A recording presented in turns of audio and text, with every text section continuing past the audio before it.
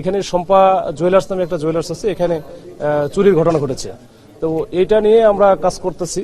এখন আপনারা দেখলেন যে এখানে আমরা চেষ্টা করতেছি যে আসলে এটা কিভাবে কি ঘটলো এবং এটার কোনো অন্যান্য যে প্রযুক্তিগত যে বিষয়গুলো আছে আমরা ওগুলো যাচাই বাছাই করতেছি। এখানে আমরা সিসি ক্যামেরাগুলো দেখার চেষ্টা করতেছি, বেশ কিছু পেয়েছি, আরো দেখতে হবে।